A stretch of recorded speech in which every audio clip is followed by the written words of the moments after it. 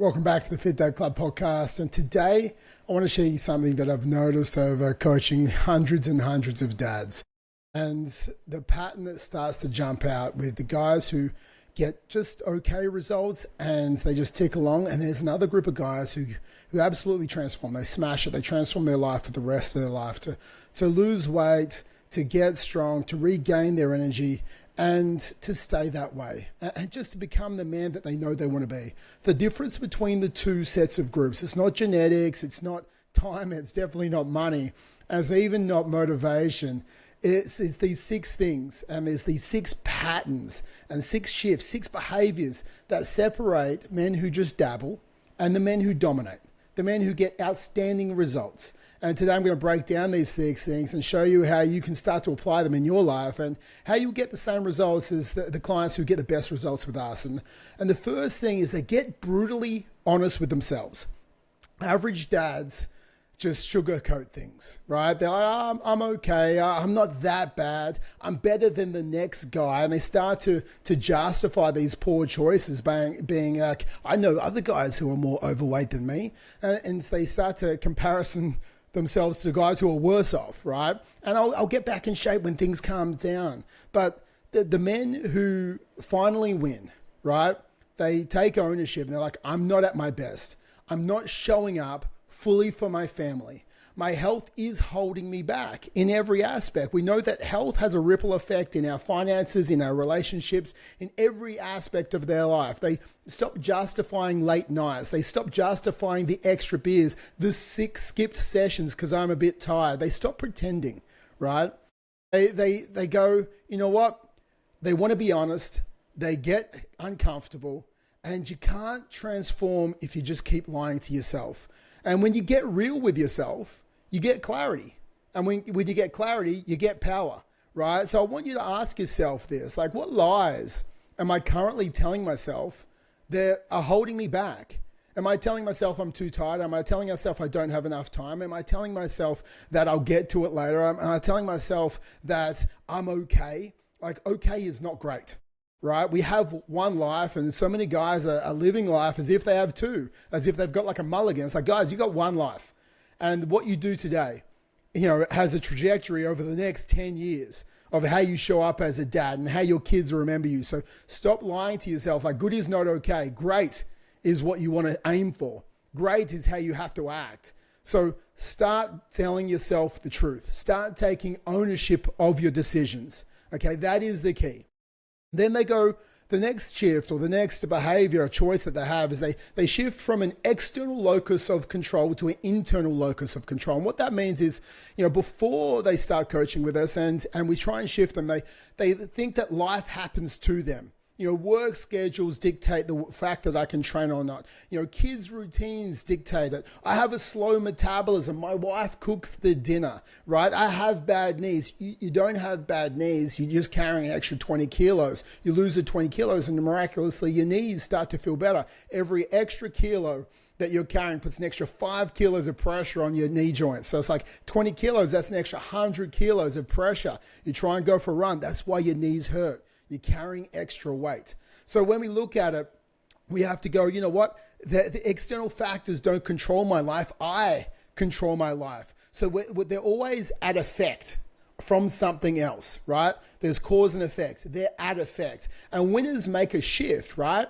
They move from effect to cause, right? Instead of work ruins my fitness, it becomes like I schedule my training around my work. I train because I need to have more energy for my work. Instead of I'm too tired, it becomes like I control my sleep and I control my habits. Sometimes I just got to wake up earlier. I think that's a big thing. I'll talk to guys, I wake up at 6:30 or so I can't get to train. It's like, dude, start waking up at 5 a.m. Right? But that means I'll sleep less. It's like, if that's what it takes, sometimes that's what it takes, right? You want to be the best version of you. Sometimes you've got to sleep a little bit faster. Sometimes you've got to sacrifice, because either way, there's always going to be a sacrifice, guys. There's a price to pay. You're paying the price of waking up early and getting the training session in, or you're paying the price of being overweight, under-energized, and not the role model for your kids. So it's like, which price am I willing to pay? Or which sacrifice am I willing to give? Sacrifice for the role model or sacrifice for the extra hours sleep, right? I'm telling you right now, waking up early and you start doing that for the next 2 or 3 weeks, at 5 a.m. or 4 a.m. or whatever time you have to wake up, like before the rest of the world wakes up, that is your time. Right? There is no problems, right, that people can come at you at 4 a.m. Like, it is your time and your time alone, right? And I think it's trying to find that, if you can, that morning routine where you get it done. And it's going to give you energy. Training gives you energy. It doesn't take energy away from you. At the start, it's going to get tiring because you're trying to change your morning routine. But then you start to get better. They start steering the ship rather than letting the wind blow them in some random direction. I think that is a big thing that these guys focus on being at course. It's not about blaming yourself either. It's not blaming yourself for everything. It's about asking, like, what part of this, what part of my life, what part of my world can I control, right? And then acting on that. And you know what you can control? You can control your attitude and you control your effort. Those are the two biggest things. Like, you're going to get punched in the face. You control your attitude around that. You're going to have these roadblocks. You're going to have these chaos, these obstacles that you're going to have to overcome. You control your effort and you control your attitude around that. So it's like, you have to ask yourself, am I living at effect right now from life, or am I taking cause over my results? 3 is they simply kill decision fatigue, right? The dads, they don't overcomplicate things. They simplify. They have 2 go-to breakfasts. Like, one, this is my fast breakfast. And then one, this is my cooked breakfast. They have 2 lunch strategies. This is the food if I'm taking work to lunch, and this is the food if I'm eating out at lunch. And they just understand the calories with it. They have default decisions: if, when, then. If when I take food to work, then I eat this. If when I eat out at work, then I eat that. They have a go-to snack every single afternoon, stabilizes blood sugar levels, give them an extra protein. They have a sample dinner rotation, 4 to 5 meals. Okay, everyone enjoys in the family. They know it's calorie control from them. They're going to hit their 650 calories at dinner and 50 grams of protein, right? And it's simple. They enjoy it, and then they change the rotation once they get bored of it, and the family loves it. They have systems over willpower, because systems are greater than willpower, right? They understand that the willpower battery runs out, and the systems is what puts them on autopilot, right? We don't rise to the level of our goals. We fall to the level of our systems. So the guys who fail are always trying to wing it. You know, they're standing in front of the fridge like, what should I try and decide to eat today? It's like, you know, when you're tired, you default to pretty crappy decisions. The guys who win, they've already made the decision. All they do is they just live on autopilot based on those decisions, and they execute. So I want you to ask yourself, you know, where in my day can I reduce this decision fatigue? Right? And how can I make things automatic? Number 4 is they raise their standards. They build and they raise their standards. Before they came to us and when we try and continue to develop these standards, there was no standards at all, right? Health was like a if I have time or when I feel like it. You know, the winners, they have non-negotiables. The must-dos. You know, I hit my step goal. I track my calories. I train 3 times a week per minimum. I don't drink more than X beers. These aren't goals anymore. They are standards. They are your identity. They just are who you are, right? And then they build momentum, right? They raise the floor. They raise the minimum standard. They keep pushing it up because they go consistency and then they go into intensity. You know, and as they build momentum, they keep raising the floor higher and higher, and the identity gets further cemented into their life. What used to be their bare minimum, what used to be their maximum, is now their bare minimum. And they keep this shift on this trajectory that makes them feel amazing and increases motivation. These standards, you know, they create structure, and that structure creates them freedom of health, freedom of choice, freedom to do all the things they want to do in life, right? You know, the guys who fail, they're just living by their feelings. They let feelings dictate decisions. The guys who win, they let structure and systems guide them. You know, they're living by these set of standards. And I think that is the key. So ask yourself, like, what are my non-negotiables? What is the floor that I refuse to drop below? You know, the next is that they choose discipline over feelings. Feelings will always tell you skip the workout, sleep in, press snooze, eat the muffin. You know, discipline is doing what you said you're going to do, regardless of how you feel. I think that's a big thing. It's like, do what you said you're going to do, regardless of how you feel.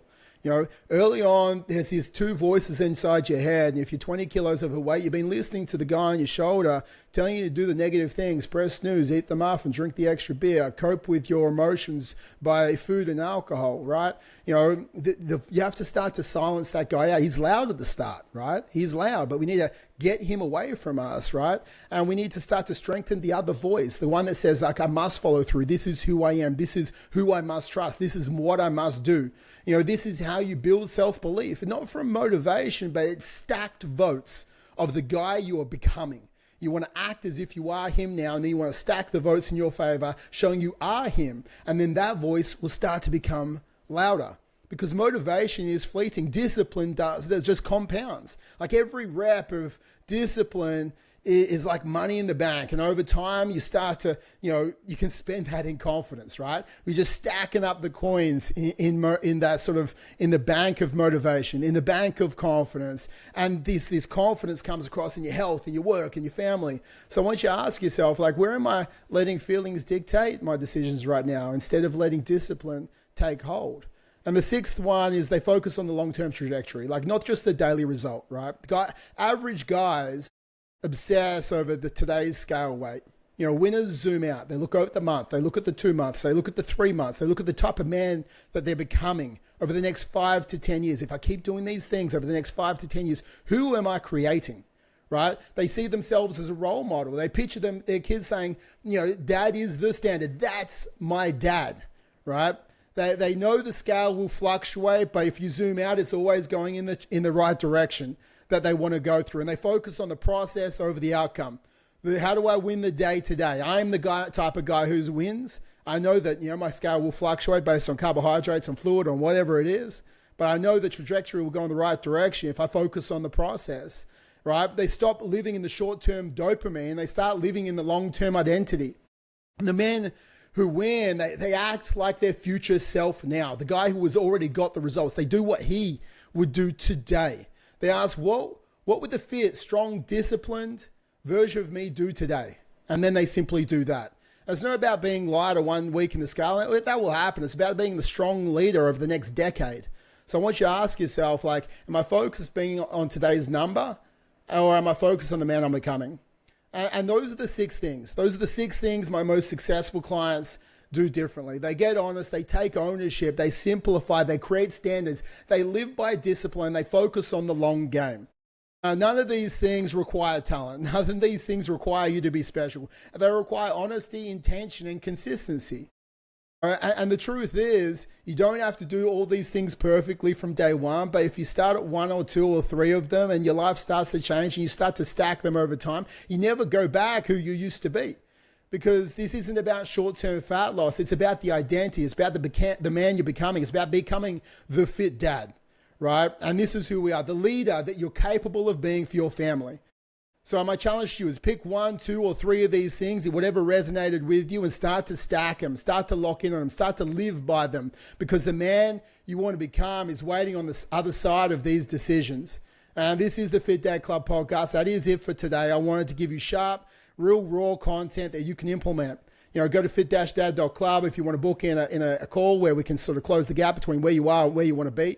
But other than that, guys, refuse to settle and tune in for next week's episode.